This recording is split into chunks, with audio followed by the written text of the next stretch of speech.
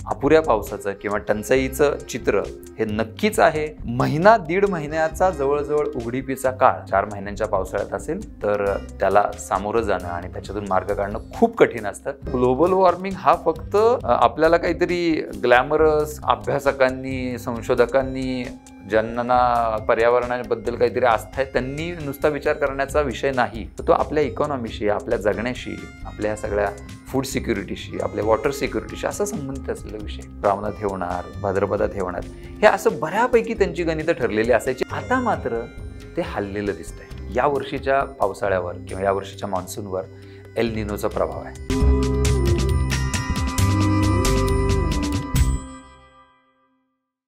नमस्कार, मी विनायक पाचलक आणि थिंक बँकच्या बिहाइंड द सीन्समध्ये तुम्हा सगळ्यांचं पुन्हा एकदा मनापासून स्वागत. आपल्याकडं जुलैमध्ये पाऊस पडला, पण त्याच्या आधी पाऊस पडला नाही आणि आज आपण बोलताना सुद्धा काही शिंतोडे, अर्धा तास पाऊस असं वगळता अख्खा ऑगस्ट आणि जवळपास आता अख्खा सप्टेंबर पावसाविना गेलाय. दुष्काळ येतोय का काय महाराष्ट्रात अशी चिन्ह आहेत, जणू काही तो आलेलाच आहे. पण या सगळ्याचा आपल्यावरती, ज्यांचा एक असा समूहही आहे की ज्यांचा शेतीशी काही संबंध नाही, जे शहरात राहतात, त्यांच्यावरती काय परिणाम होतो, दुष्काळामुळे आपलं जगणं कसं बदलणार, शेतीवरती काय परिणाम होणार, हे सगळं मला समजून घ्यायची इच्छा आहे. दुष्काळ, हे पाणी, हे ग्लोबल वॉर्मिंग, हे सगळं समजून घ्यायची इच्छा आहे. आणि त्यासाठी आज माझ्याबरोबर आहेत अभिजित घोरपडे सर. अभिजित सर, स्वागत आहे तुमचं थिंक बँकवरती. थँक्यू. अभिजित हे पर्यावरण या विषयाला वाहून घेतलेले एक लेखक, पत्रकार, कार्यकर्ते आहेत. 18 वर्ष त्यांनी लोकसत्तामध्ये पर्यावरण विषयक पत्रकारिता केली. त्यानंतर गेली 8 वर्ष ते भवताल नावाचं नियतकालिक चालवतात. हवा, पाणी आणि पर्यावरण यांना वाहिलेलं ते नियतकालिक आहे. याच्याशिवाय भवताल हा एक मंच आहे की ज्याच्यावरती ते वेगवेगळे उपक्रम राबवतात. मग त्याच्यामध्ये असंख्य ॲक्टिव्हिटीज असतील, कोर्सेस असतील. सो एकूणातच पर्यावरण या विषयाला वाहिलेलं त्यांचं काम आहे आणि त्यांच्याकडून आपल्याला हे सगळं समजून घ्यायचं आहे. तर पहिला प्रश्न हा आहे की दुष्काळ आलाय का महाराष्ट्रात, का आलाय, कशामुळे आलाय, काय घडतंय नक्की?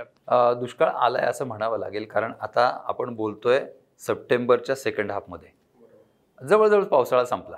म्हणजे जून ते सप्टेंबर जर आपण व्याख्या बघितली हवामान विभागाची, तर जून ते सप्टेंबर हे 4 महिने पावसाळ्याचे, ज्याला आपण मान्सून पिरियड म्हणतो, तो तर आता संपत आला. त्याच्यानंतर महाराष्ट्राबद्दल जर बोललो आपण तर थोडासा ऑक्टोबरपर्यंत कधी पाऊस हे पडतो, पण तो इरॅडिक स्वरूपाचं म्हणतो की कधी पडला कधी नाही पडला, पडला तर एकदमच धोधो पडला आणि मग अतिवृष्टीमुळे नुकसान झालं, अशा प्रकारचा. पण जो पावसाळ्याचा काळ आहे तो जर आपण म्हटलं तर तो जवळजवळ संपलाय. आणि आजची जर परिस्थिती बघितली तर महाराष्ट्रातले जवळजवळ निम्मे जिल्हे हे आतासुद्धा अतिशय अपुऱ्या पावसाचे आहेत. आणि विशेषतः जर आपण दक्षिण महाराष्ट्र, पश्चिम महाराष्ट्र, मराठवाडा आणि विदर्भाचा पश्चिम भाग हा जर संपूर्ण पट्टा बघितला तर त्याच्यामध्ये ही परिस्थिती अतिशय काय म्हणूयात, गंभीर म्हणूयात अशीच आहे. त्यामुळं यावर्षी महाराष्ट्राच्या संदर्भात बोलायचं झालं तर निश्चितपणे अपुऱ्या पावसाचं किंवा टंचाईचं चित्र हे नक्कीच आहे. महिना दीड महिन्याचा जवळजवळ उघडीपीचा काळ हा जर पावसाळ्यात 4 महिन्यांच्या पावसाळ्यात असेल तर त्याला सामोरं जाणं आणि त्याच्यातून मार्ग काढणं खूप कठीण असतं. आणि आज नेमकं यावर्षी ती परिस्थिती आपण अनुभवतो. त्यामुळे याला दुष्काळ म्हणायचं की नाही, पण ही अतिशय चिंतेची म्हणूयात किंवा धोक्याची, गांभीर्याची स्थिती नक्कीच आहे.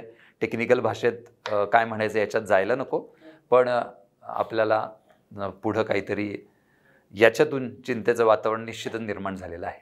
काय आहे कारण यावेळच्या दुष्काळाचं? इनफॅक्ट एक जे बोललं जातं, तातडीने जे बोललं जातं, तो म्हणजे या वर्षीच्या पावसाळ्यावर किंवा या वर्षीच्या मान्सूनवर एल निनोचा प्रभाव आहे. म्हणजे एल निनो हा असा घटक आहे की जो ज्या वर्षी सक्रिय असतो त्यावर्षी भारतातल्या पावसावर, भारतातला जो मान्सूनचा पाऊस आहे, मोसमी पाऊस ज्याला आपण म्हणतो, त्याच्यावर विपरीत परिणाम होण्याची शक्यता अधिक असते. म्हणजे 1 on 1 नाही आहे की ज्या वर्षी हा सक्रिय त्या वर्षी दुष्काळ पडेलच, पाऊस कमी पडेलच. पण जर मागचा संपूर्ण हा इतिहास बघितला तर 60% वर्ष, 10 पैकी 6 वर्ष ही तुम्हाला अपुऱ्या पावसाची आणि जे दुष्काळ भारताने अनुभवलेले आहेत त्याचा संबंध या एल निनोशी आहे. आणि आत्ताचं वर्ष जे आहे, विशेषतः सेकंड हाफमध्ये, जुलै नंतर तो अधिक सक्रिय झाला आहे आणि पुढे जवळजवळ 2024च्या जानेवारीपर्यंत सक्रिय राहील. त्यामुळे आपला सेकंड हाफ जो आहे की जो आपल्याला नेमकेपणाने बघायला मिळाला की ऑगस्ट पूर्ण कोरडा गेला, पूर्ण, आणि सप्टेंबर सुद्धा निम्मा कोरडा गेला आणि आता थोड्या कुठं जसं सांगितलं तशा छोट्या मोठ्या कुठं सरी पडतायत, त्याला आपण पाऊस म्हणून घ्यायचं.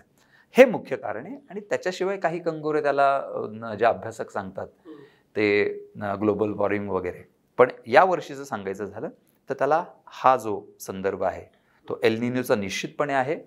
बऱ्याचदा असं होतं की एल निनो असेल आणि त्याच वेळेस जर इतर कुठले घटक आहेत, म्हणजे आपल्याकडे एक इंडियन ओशन डायपोल, जसा एल निनो हा जो घटक आहे तो पॅसिफिक ओशनमध्ये प्रशांत महासागरात तापमानाची परिस्थिती काय आहे, तिथले जे याचे वेगवेगळे उष्ण शीतप्रवाह असतात त्यांची परिस्थिती काय, त्याच्यानुसार उद्भवणारा, तशीच छोट्या पातळीवर इंडियन ओशनमध्ये आपल्या हिंदी महासागरामध्ये सुद्धा परिस्थिती असते. कधी कधी जेव्हा एल निनो सक्रिय असतो त्यावेळेस जर आपल्याकडची परिस्थिती जर बरी असेल तर तो त्याला कॉम्पेन्सेट करतो, तेवढा डॅमेज होऊ देत नाही. पण यावेळेला तो आयोडी जो आहे तो सुद्धा तितकासा आपल्याला पूरक म्हणावा इतका नाही साधलेला. आणि मग जगभरातले इतर काही घटक असतात त्या सगळ्यांचा परिपाक म्हणून आपल्याला या दुष्काळाशी या घटकांचा संबंध जोडावा लागतो. ही नेमकी आजची परिस्थिती. या सगळ्यामध्ये कॉमन येणारा प्रश्न म्हणजे ग्लोबल वॉर्मिंग.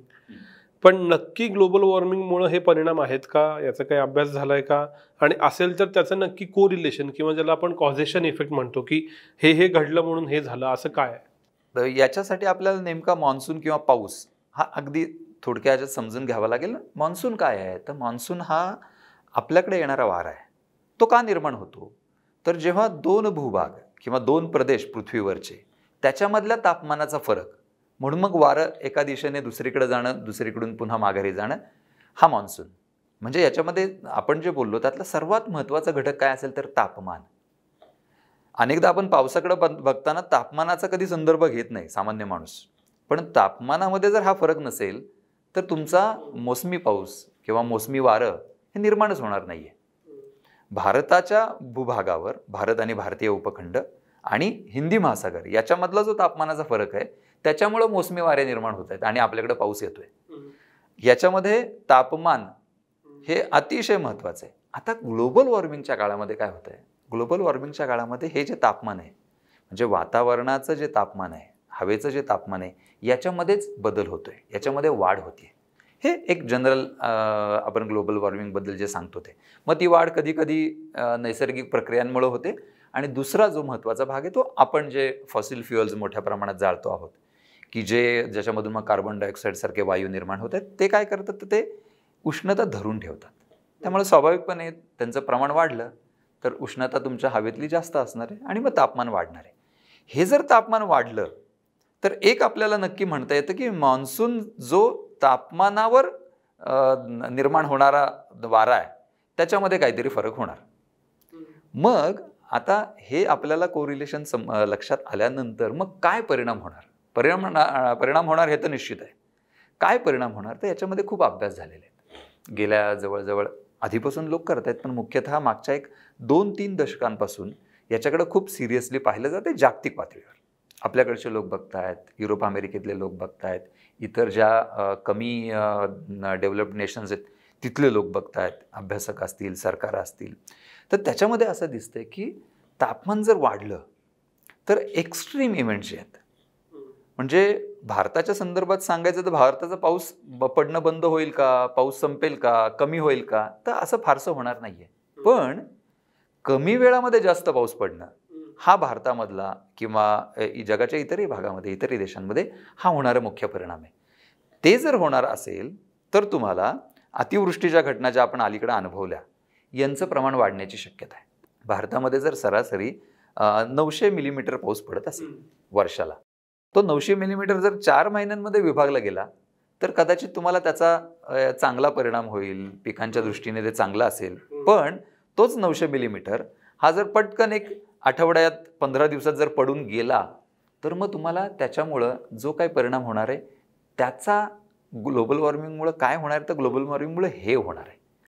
याचबरोबर हे जसं डिस्ट्रीब्युशन कालखंडाच्या अनुसार त्याच्यानुसार जे बदलणार आहे, तसंच डिस्ट्रीब्युशन जो आता संपूर्ण भारतभर जे काही कमी जास्त पाऊस पडत होता, काही ठिकाणी कमी काही ठिकाणी जास्त, ते वितरण त्याचं आहे, ते डिस्ट्रीब्युशन सुद्धा जर बदललं, म्हणजे जिथं पाऊस पडतोय तिथं आणखीन पडला आणि जिथं कमी पडतोय तिथं आणखीन कमी झाला, तर मग जे बदल होणार आहेत ते आपल्याला ग्लोबल वॉर्मिंगच्या संदर्भात, ग्लोबल वॉर्मिंगच्या निमित्ताने खूप तीव्र झालेले बघायला मिळणार आहेत. याचबरोबर मग चक्रीवादळांचं प्रमाण वाढणं, चक्रीवादळं आली की मग पाऊस मोठ्या प्रमाणात येणं, एकीकडे ते सगळं बाष्प चक्रीवादळामुळं आलं, पाऊस पडला की मग ते बाष्प तुमचं वातावरणातलं ते तिकडं सगळं गेलं, मग इतर भागातल्या पावसावर परिणाम. हे जे सगळे गोष्टी आहेत ह्या ग्लोबल वॉर्मिंगमुळं घडत आहेत, घडणार आहेत आणि याची तीव्रता किंवा याचे परिणाम हे आणखीन वाढणार आहेत असं अभ्यासक सांगतात. आणि त्याचे काही इंडिकेशन्स आपल्याला दिसत आहेत. हे ग्लोबल वॉर्मिंगचं आपल्या पावसाशी असलेलं नातं. याला अनुषंगिक एक असं घडलं की मेमध्ये मी विदर्भात गेलेलो काही कामानिमित्त, तर तिथं असं सांगण्यात आलं की मेमध्ये तिथं एवढा पाऊस पडला की तिथल्या लोकांना, म्हणजे तिथल्या एकूण इकोसिस्टीमला याची सवय नाही की इतका पाऊस पडेल आणि तोही मेमध्ये. आज महाराष्ट्रात ज्यावेळी दुष्काळाची परिस्थिती आहे त्यावेळेला कदाचित उत्तरेमध्ये महापूर येऊन गेलेले आहेत. तर हे जे निसर्गचक्र हलणं आहे हे कितपत सिरियसली हल्लंय आणि त्याचे काय काय इम्पॅक्ट आपल्या, म्हणजे तुमच्या माझ्या जगण्यावरती होतात आपल्या नकळत? नक्कीच होत आहेत. म्हणजे आता ही विदर्भातली जी घटना सांगितली ना, ह्या अशा घटना जर आपण थोडंसं मागे गेलो, एक 5-1 वर्षांपर्यंत मागे गेलो, 10 वर्षापर्यंत मागे गेलो, तर हे जाणवतंय आता. अर्थात जाणवण्यामध्ये 2 भाग आहेत. एक भाग जाणवणं म्हणजे तुम्ही जर व्हल्नरेबल झालेला असाल, म्हणजे जिथं पाणी साचतं तिथं मी जर घरं बांधली तर माझं नुकसान होणार, हे माझ्यामुळं झालंय. पण ते पाणी येण्याचं प्रमाण, पाऊस पडण्याचं प्रमाण जर वाढलं तर ते आपल्याला काहीतरी त्या निसर्गामुळं घडतंय हे म्हणावं लागेल. हे दोन्ही वाढले आता. म्हणजे ते जे चक्र आहे आपल्याकडं, जर थोड्याशा जुन्या लोकांशी बोललो, आधीच्या पिढीतल्या लोकांशी, तर ते जूनमध्ये अमुक होणार, जुलैमध्ये अमुक होणार, मराठी महिन्यांमध्ये श्रावणात हे होणार, भाद्रपदात हे होणार, हे असं बऱ्यापैकी त्यांची गणितं ठरलेली असायची आणि त्या गणितापर्यंतच ती पिढी जगत आली आहे, त्यापर्यंतच्या पिढ्या. आता मात्र ते हललेलं दिसतंय. आता त्याच्यावर आपल्याला विसंबून राहता येत नाही. पुन्हा मी त्याच्यातला छोटासा भेद असा सांगेन की हे पूर्ण त्याच्यावर टाकणं आपल्याला जमणार नाही किंवा योग्य होणार नाही, कारण आपण आपली व्हल्नरॅबिलिटी वाढवली आहे. मी आता ज्या प्रकारची उत्पादनं घेतो त्याच्यामध्ये थोडंसं जर पुढं मागं झालं तर ती पिकांचं नुकसान होण्याची शक्यता जास्त असते. पण म्हणजे ही आपण वाढवलेली व्हल्नरॅबिलिटी, आपण प्रवण झालोय त्या सगळ्या गोष्टींना. पण मुळातच ते जे काय घडत होतं, जो पाऊस पडत होता, जी थंडी पडत होती, जो उकाड्याचा भाग होता, त्याचं वेळापत्रक हल्लेलं हे प्रत्येक माणूस अनुभवतोय. म्हणजे पुण्यासारखं ठिकाण असेल, मुंबईसारखं असेल, ही महानगरं असतील किंवा ग्रामीण भाग असेल, तिथं प्रत्येक ज्याच्याशी आपण बोलतो त्या प्रत्येकाला ते आता जाणवत आहे. ऑफकोर्स याच्यामध्ये थोडासा मीडियाचाही भाग आहे की आता लोक ह्याच्याबद्दल बोलायला लागलेत, बोललेले लोकांना कळायला लागलेलं आहे. सोशल मीडियामुळे एका कोपऱ्यातल्या लोकांचं दुसरीकडं कळतंय. पण तरीसुद्धा एक ओव्हरऑल फिलिंग अशी आहे की काहीतरी बदललं आहे. मी जे माझ्या लहानपणी अनुभवत होतो ते आता राहिलेलं नाही आणि ते कुठेतरी आपल्याला त्याची दखल घ्यावी लागेल. निश्चितपणे हे हललेलं आहे आणि पुढं अजून हे हलण्याची शक्यता आहे. दुहेरी आहे ते.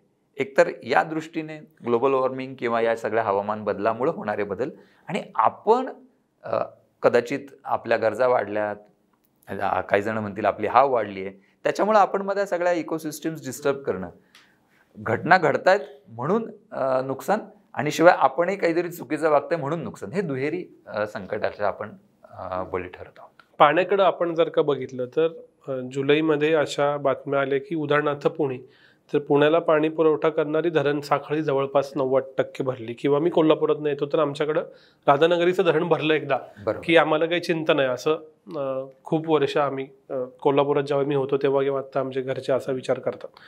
तर शहरी माझ्यासारख्या माणसाला माझी मर्यादा अशी आहे की मी शेतीशी माझा काही संबंध नाही. आमच्या दृष्टीनं धरणं भरली की आपल्यासाठी दुष्काळ नाही. बरोबर. क्वचित गुरुवारी पाणी पुण्यामध्ये जातं. तर हे नक्की काय आहे हे जाणवतं. अर्थात दुसऱ्या वेळेला माहीत असतं की आपल्याला जरी पाणी मिळत असलं तरी कुठेतरी कुणाला तरी त्रास होतोय. तर हे नक्की काय आहे हे समजून घ्यायचं. महाराष्ट्राचा जर विचार केला किंवा कुठल्याही प्रदेशाचा विचार केला तर जे काही पाणी पडतं, जो काही पाऊस पडतो आणि त्याच्यामुळे जे काही साठे होतात, मग ते धरणांच्या निमित्ताने, काही मोठ्या तलावांच्या निमित्ताने असतील किंवा भूजल असेल. भूजलाचा फार वितरणाशी संबंध येत नाही, पण हे जे साठे आहेत धरणांचे, तर त्याच्यात कोणाला किती पाणी द्यायचं आहे त्या प्रत्येक धरणावर त्याचं नियोजन ठरलेलं असतं. की हे पाणी शेतीसाठी आहे, हे अमुक अमुक शहरासाठी आहे, हे उद्योगांसाठी आहे. आता याच्यामध्ये होतं काय, जेव्हा कमी पाऊस पडतो आपल्या ज्या प्रायोरिटीज आहेत त्याच्यानुसार घरगुती पाणी वापर म्हणजे पिण्यासाठीचा आणि आपण जे डे टू डे वापरतो त्याच्यासाठीचा त्याची प्रायोरिटी नंबर 1 आहे. त्याच्यानंतर मग शेती येते, मग उद्योग येतो. याच्यात थोडासा लोकांमध्ये हे आहे, मतभेद आहेत की 2 नंबर औद्योगिक वापर ठेवावा आणि मग 3 नंबर शेती ठेवावी का, आत्ता आहे तसं ठेवावं. हा भेद असण्याचं कारण, हे मतभेद असण्याचं कारण की उद्योगांसाठी तुलनेनं कमी पाणी लागतं शेतीशी जर आपण तुलना केली तर. म्हणून मग ते कमी पाणी आहे, मग त्याच्यामुळे जास्त उत्पादन मिळतं, इकॉनॉमी हे राहते, चालू राहते आणि पुन्हा लोकांनाच त्याचा फायदा होतो असं. पण त्याच्यात जायला नको आता. तर पिण्याचं पाणी घरगुती वापर, दुसरं शेतीचं पाणी आणि तिसरं मग उद्योगांसाठी. तर तुमच्याकडे जर पाऊस कमी असेल तर पहिली प्रायोरिटी ही तर तुम्हाला फुलफिल करावी लागते. आणि मग मोस्टली शहरी भाग जो आहे तो जो आता सांगितला की कोल्हापुरामध्ये आम्हाला ते धरण भरलं की प्यायच्या पाण्याची चिंता नाही. पुण्यामध्ये ही वरची 4 धरणं भरली, वरची 3 धरणं आणि खडकवासला. त्या 3 धरणातलं पाणी खडकवासल्या मार्फत आम्हाला येतं की आमचा प्रश्न मिटला. मुंबईवाले म्हणतात की तिकडं वैतरणा वगैरे, बादशाह वगैरे ती भरली की आमची चिंता नाही. पण ती भरली आहेत आणि पाऊस जर कमी आहे तर मग याचा परिणाम, मला तर पाणी मिळेल पण जे पुढं जाणार आहे प्रायोरिटी नंबर 2 तिथं मग पाणी कमी पडणार आहे. पुण्यामध्ये पिण्यासाठी जर पाणी हवं असेल, मिळतं आणि धरणांच्या क्षेत्रात कमी पाऊस पडला असेल तर पुढच्या शेतीच्या ज्या पाळ्या असतात, ते जे रोटेशन्स असतात ती कमी होऊन जातात.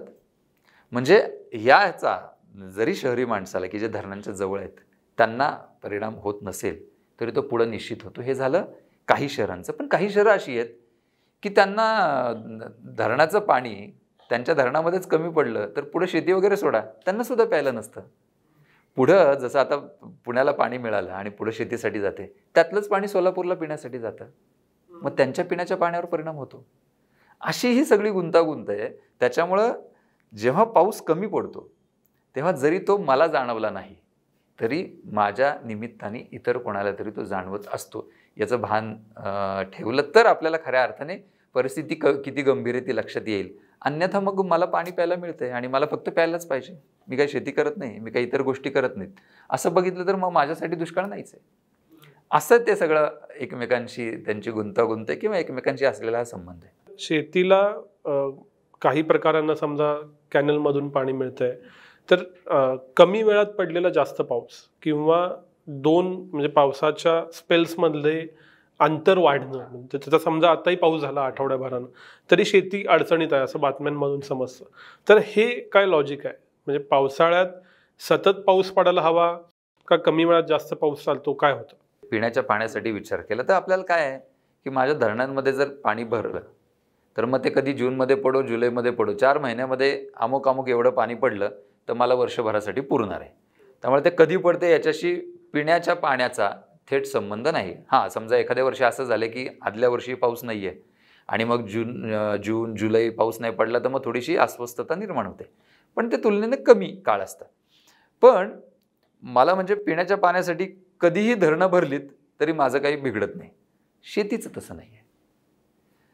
शेतीला जी विशेषतः कोरडवाहू शेती आहे ती सगळी पावसाच्या पाण्यावर जर अवलंबून असेल, जूनमध्ये भरपूर पाऊस पडला, जुलैमध्ये नाही झाला, निम्मा ऑगस्ट नाही झाला, तर मग ऑगस्टच्या शेवटी पडून करू काय? कारण जे लावलं होतं ते जर जळालं असेल तर मग पुढे तुम्ही काय करणार? त्यामुळं त्याच्यासाठीचा जो त्याची जी नियमितता होती किंवा त्याचं जे वेळापत्रक होतं ते जर बिघडलं तर शेतीवर 100% परिणाम होतो. आणि हे जे आपण ग्लोबल वॉर्मिंगच्या काळात म्हणतोय ना की सर्वात जास्त अफेक्ट कोणावर होणार आहे, सर्वात जास्त परिणाम कोणावर होणार आहे की या प्रकारच्या गोष्टींवर जो ऑडियन्स, जो भागधारक अवलंबून आहे त्यांच्यावर ह्याचा जास्त परिणाम होणार आहे. म्हणजे तुम्ही साठवून ठेवाल की, पण माझ्या जर त्या पिकासाठी आत्ता जर पाणी मिळालं नाही आणि माझ्याकडे इतर कुठली ह्याची व्यवस्था नाही आहे पर्यायी पाणी देण्याची, तर मग ते गेलंच. हे जे नुकसान आहे हे अर्थात वेगवेगळ्या भागात हे खूप मोठ्या प्रमाणावर असल्यामुळं त्याचा एकत्रित जर तो परिणाम बघितला तर इकॉनॉमीच्या दृष्टीने सुद्धा म्हणजे त्या प्रत्येक व्यक्तीसाठी, त्या प्रत्येक कुटुंबासाठी, गावासाठी परिणाम असतोच. पण जर आपण ह्या सगळ्याचं एकत्रित बघितलं तर आपल्या इकॉनॉमीवर पण मोठा परिणाम होतो. त्याच्यामुळं ग्लोबल वॉर्मिंग हा फक्त आपल्याला काहीतरी ग्लॅमरस किंवा नुसता अभ्यासकांनी, संशोधकांनी, ज्यांना पर्यावरणाबद्दल काहीतरी आस्था आहे, त्यांनी नुसता विचार करण्याचा विषय नाही. तर तो आपल्या इकॉनॉमीशी, आपल्या जगण्याशी, आपल्या ह्या सगळ्या फूड सिक्युरिटीशी, आपल्या वॉटर सिक्युरिटीशी असा संबंधित असलेला विषय. त्याच्यामुळं तू जे विचारलं की ही जर गडबड झाली की कमी वेळात जास्त पाऊस पडतोय, तर मात्र हे जे भागधारक आहेत की ज्यांच्यामध्ये वेळापत्रक बिघडल्यामुळे परिणाम होणार आहे, त्यांच्यावर खूप परिणाम होतो आणि बरंचसं जगणं, त्यांचं बरंचसं अर्थकारण त्याच पिकांवर अवलंबून असतं आणि मग तिथं मोठ्या प्रमाणात प्रभाव पडतो. हे त्याच्यातून लक्षात घ्यायला पाहिजे. या सगळ्याच्या साठी एक उपाय चर्चेला आला होता, वापरला गेला होता, तो म्हणजे कृत्रिम पाऊस. आणि जसं आपण बोलत होतो की याच आठवड्यात त्याला 20 वर्ष झाली त्या प्रयोगाला पहिल्यांदा करून, आणि त्या प्रयोगाचे प्रत्यक्ष साक्षीदार तुम्ही होतात. तर खरंच कृत्रिम पाऊस पडतो का? उपयोगाचा आहे का? आज पाडणं शक्य आहे का? काय सांगाल? खूप महत्त्वाची गोष्ट आहे. म्हणजे खरं तर दुष्काळच्या अनुषंगाने किंवा अपुरा जेव्हा पाऊस पडतो, तर त्याच्या अनुषंगाने आपल्याला खूप वेगवेगळ्या प्रकारचे उपाय, वेगवेगळ्या प्रकारची तयारी ही करायला पाहिजे, करता येऊ शकते. आणि संपूर्ण यंत्रणा, शासकीय यंत्रणा असतील, धोरणात्मक दृष्ट्या असतील, ते त्याच्या मागे असावं लागतंच. त्याच्यातला एक भाग म्हणून थोडासा तंत्रज्ञानाच्या अनुषंगाने, विज्ञानाच्या अनुषंगाने ज्याच्याकडे बघितलं जातं, तो कृत्रिम पाऊस. त्याला खरं तर नाव वेदर मॉडिफिकेशन हे वापरली जाते संज्ञा, पण आपण जनसामान्यांसाठी कृत्रिम पाऊस असं म्हणूयात. कृत्रिम पाऊस म्हणजे जेव्हा आपल्याला बऱ्याचदा ढग असतात. आता समजा आत्ताची जरी परिस्थिती बघितली आपण, ऑगस्ट सप्टेंबर ढग होते, पाऊस पडत नव्हता.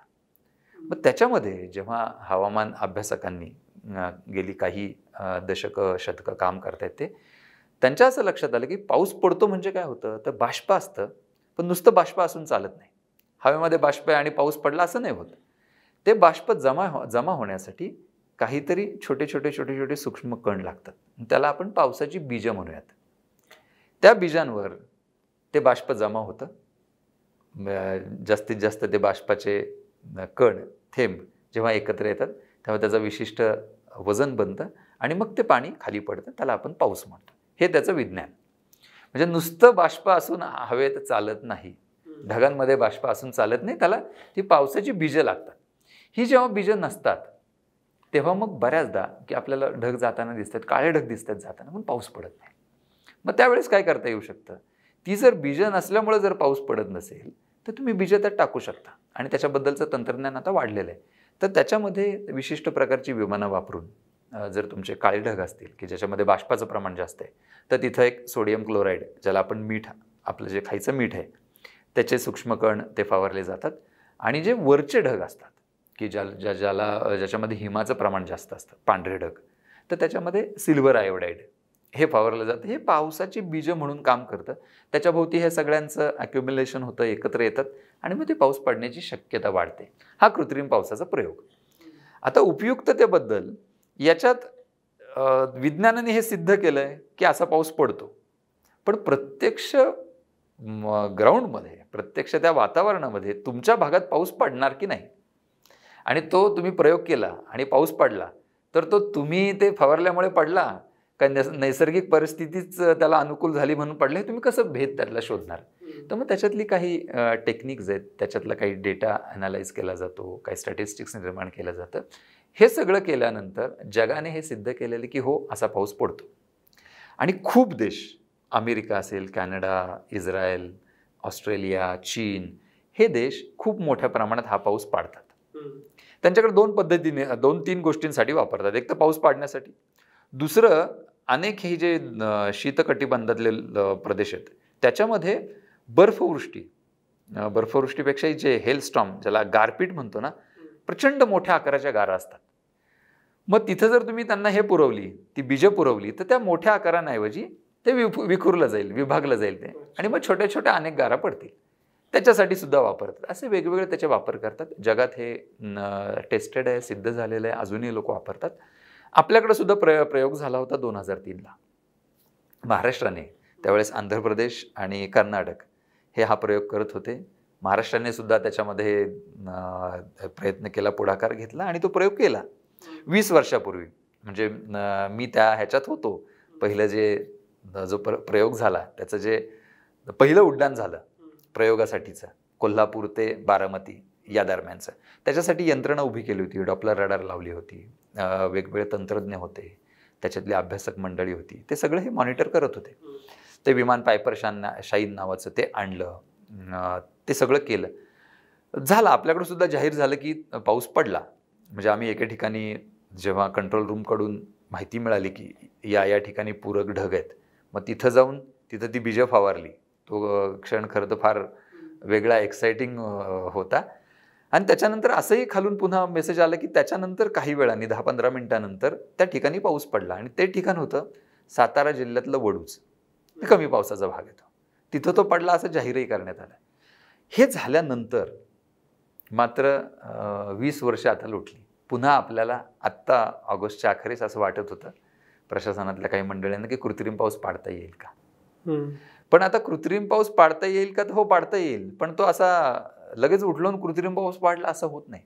तुम्हाला तुमच्या भागामध्ये जर त्याचा चांगला उपयोग करून घ्यायचा असेल, तुम्हाला जर नेमकेपणाने बघायचं असेल की माझ्या इथं किती परिणाम होतो, किती फरक पडतो, किती उपयोग होतो, तर त्याच्यासाठी पाऊस पडत असताना सुद्धा तुम्ही ते प्रयोग करायला पाहिजेत, जेणेकरून तुम्हाला डेटा तुमच्याकडे येईल, तुम्हाला आपलं वातावरण जे आहे त्याला कशा प्रकारे हे प्रयोग रिस्पॉन्ड करतात हे सगळं लक्षात येईल. आणि मग तुम्ही अशा पोझिशनमध्ये असाल की तुम्ही सांगू शकाल की हो बाबा हा प्रयोग याचा 1-2% फायदा असतो, घ्यायचा आहे का तो, एवढा माझा त्याच्यावर खर्च आहे, हा 2% पाऊस वाढणार आहे, बसतंय का गणितात, मग तुम्ही ठरवा करायचं नाही करायचं.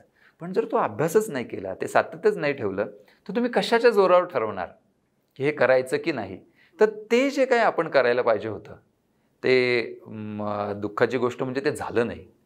म्हणजे 2003ला ते केलं, 4ला सुद्धा केलं कारण पाऊस चांगला नव्हता, पण 5-6ला 2005 म्हणजे मुंबईचा 26 जुलैचा तो महापूर, कोकणामध्ये प्रचंड पाऊस पडलेला, 2005-2006 मोठा पाऊस पडला आणि आपण विसरून गेलो.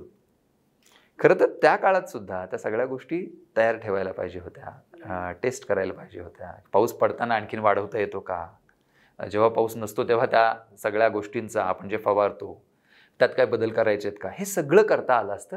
आणि त्याला काही खूप मोठा खर्च नव्हता. मला जे काय आठवतं आहे त्यानुसार कदाचित थोडेसे स्टॅटिस्टिक्समध्ये बदल असतील, पण 5 ते 5.5 कोटी रुपये 2003ला ह्या प्रयोगावर खर्च आला. आता जर आपण बघितलं तर आपलं होणारं नुकसान, एखाद्या वर्षी पाऊस कमी पडल्यावर होणारं नुकसान हे काही हजार कोटींमध्ये असतं. हे काय आपण सांगू शकत नाही हे करू नका, पण हे ठरवायचं आहे ना आपण की जर तुम्हाला 5-5.5 कोटी, अर्थात तेव्हाच आहे, आता निश्चितपणे बजेट वाढलं असेल, तर तुम्हाला एवढा खर्च करून हा फायदा घ्यायचा आहे का, तो तुमच्या गणितात बसतो का. त्याचबरोबर लोकांना दिलासा देणं ही एक खूप महत्त्वाची बाब असते की जरी माझं उत्पन्न कमी आहे तरी मला दिलासा, माझं समजा एखादं पीक वाचलं तर ते तुम्हाला द्यायचं आहे का, हे सगळं करून मग तुम्ही ठरवा करायचं की नाही आहे. पण ते सातत्य न ठेवता तुम्हाला जर हाताशीच काही नसेल स्टॅटिस्टिक्स, तुम्ही कशाच्या बळावर निर्णय घेणार. आता मोस्ट ऑफ द निर्णय आपले होतात हे इमोशनल होतात. कोणतरी प्रेशर आणतं, कोणतरी मागणी करतं, मग चला त्याला रिस्पॉन्ड करण्यासाठी करूयात. हे असं नाही होता कामा. तुम्ही सांगा ना की बाबा हे होत नाही, हरकत नाही, ठरवून टाकू की इथून पुढे महाराष्ट्रात कृत्रिम पावसाचे प्रयोग होणार नाहीत, कारण आम्ही मागची ही 20-25 वर्ष अभ्यास केलाय आणि त्याच्यामध्ये आम्हाला दिसले की ह्याचा परिणाम 0% असतो. फाईन. पण ते न करता काहीतरी इमोशनल हे घेऊन हो करायचा, हो नाही करायचा असं असता कामा नये महाराष्ट्रासारख्या राज्यामध्ये. ते सगळं व्यवस्थित सायंटिफिक त्याची प्रोसेस पाहिजे, त्याला एक धोरण पाहिजे आणि हे व्हायला पाहिजे, कारण ही खूप महत्त्वाची बाब आहे. जर का त्यावेळी तो प्रयोग यशस्वी झाला असेल तर आपण त्याच्यात सातत्य का ठेवलं नसावं, त्याच्या पाठीमागं काय आपला कॉन्फिडन्स लेवल कमी होता का, फक्त धोरण सातत्य नव्हतं हाच मुद्दा होता का, ROI येत नव्हता हा एक भाग. दुसरं असं असेल तर मग बाकीचे देश, नुसती राज्य नव्हे, हे का वापरतात, त्यालाच उपप्रश्न असा की मग भारतातल्या बाकीच्या राज्यात ते चालू आहे का.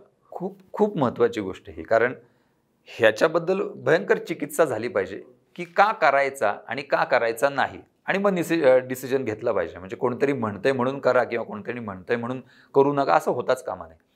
पहिला जो प्रश्न होता की आपल्याकडे तो जर झाला तर पुढं कंटिन्यू का ठेवला नसावा, मला जे दिसतंय त्याच्यामध्ये ते असं की आपल्याकडे बऱ्याच गोष्टींना या त्या वेळेस आपण इमोशनली रिस्पॉन्ड करत असतो.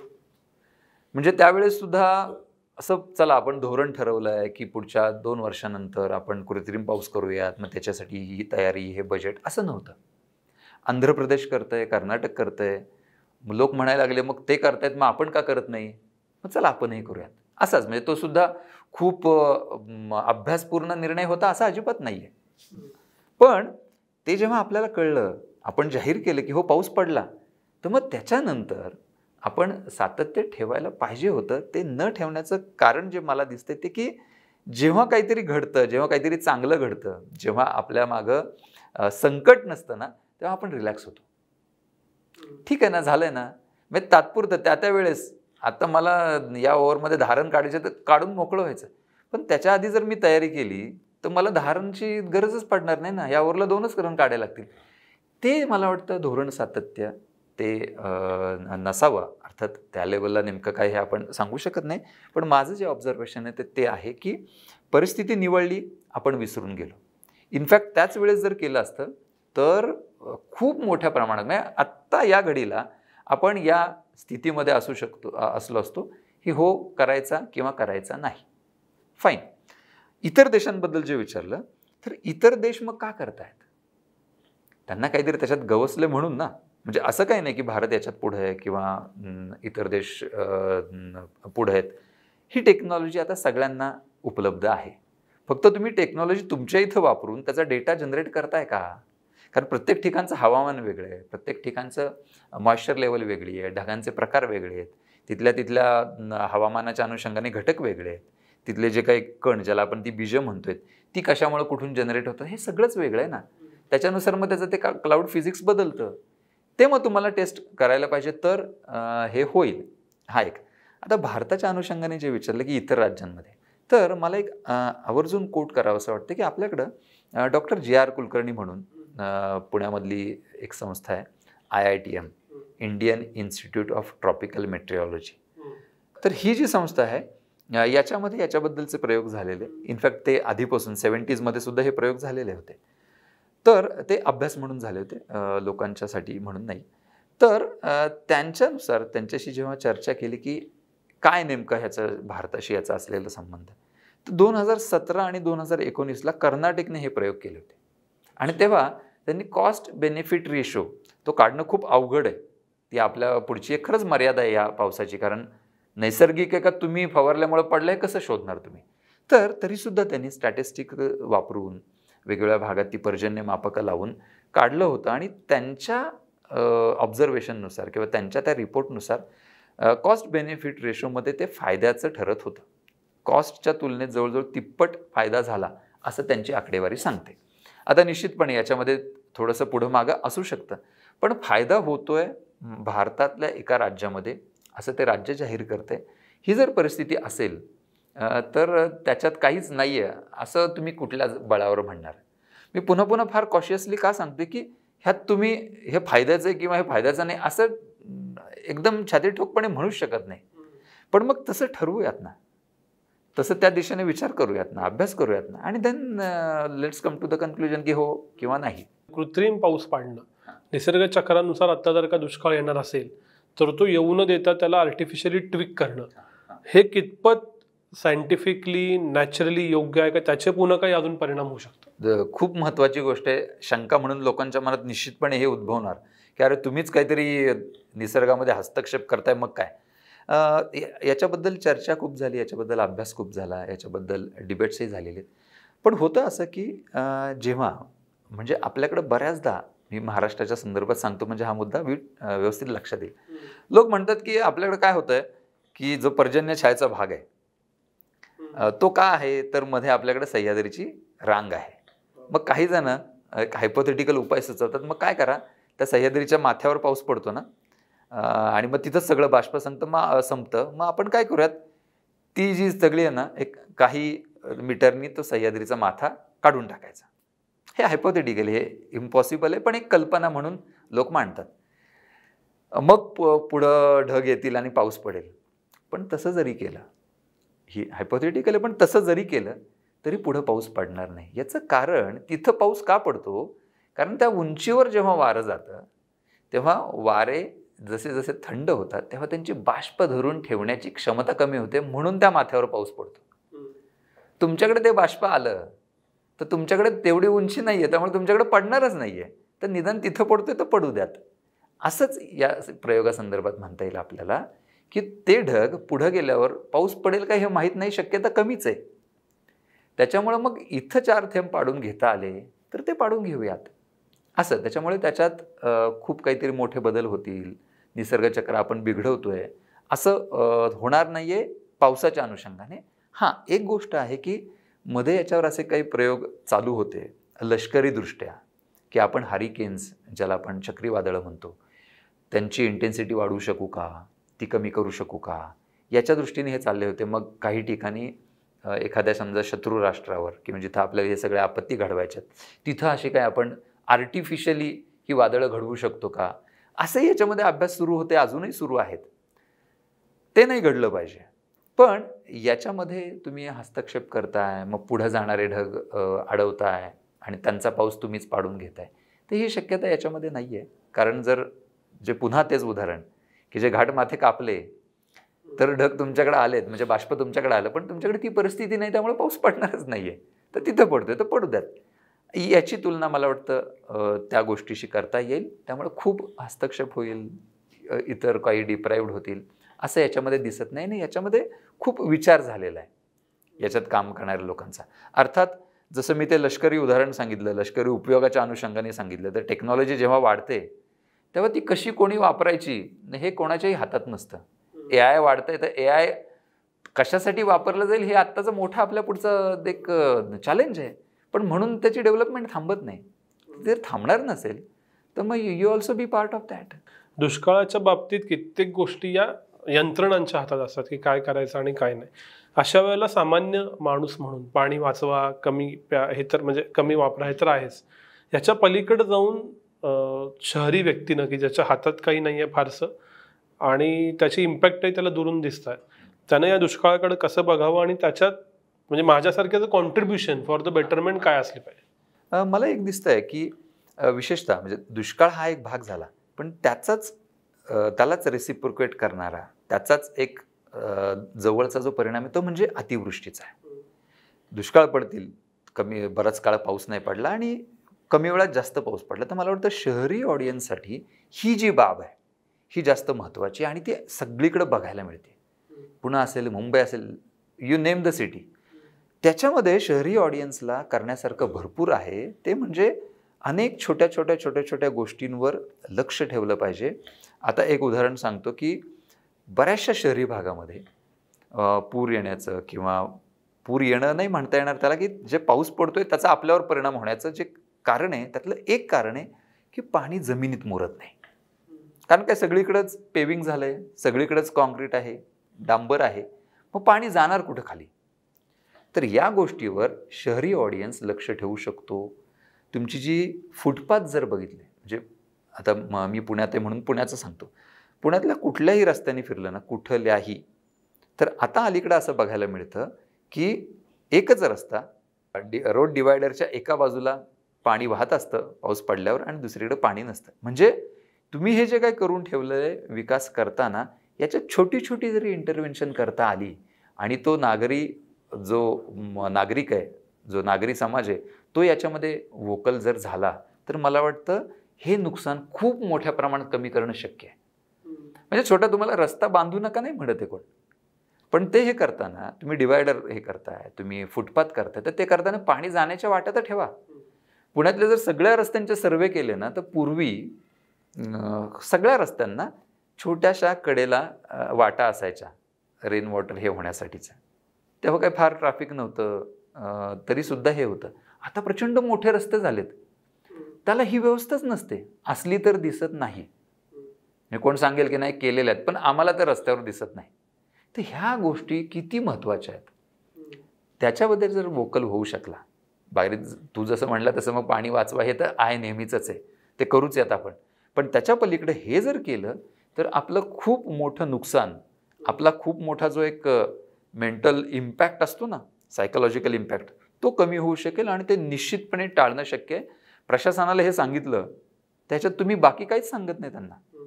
हे मला वाटतं शहरी नागरिकांना याच्यासाठी पुढं आलं पाहिजे. निदान ह्या इंडिव्हिज्युअल, ठीक आहे, मला काही गट करता येत नाही, माझा ग्रुप करता येत, इंडिव्हिज्युअल तुम्ही मेल पाठवत राहा. हे जरी करता आलं, तुमच्या नगरसेवकाला, तुमच्या प्रशासकीय अधिकाऱ्याला, तिथले जे काही तुमचे केंद्र असतील, सुविधा केंद्र, त्यांना ह्या गोष्टीसुद्धा बऱ्यापैकी परिणाम करतात. किंवा तुम्ही जिथे राहताय तुम्ही निदान ते पाणी पुरण्यासाठी काहीतरी व्यवस्था करा.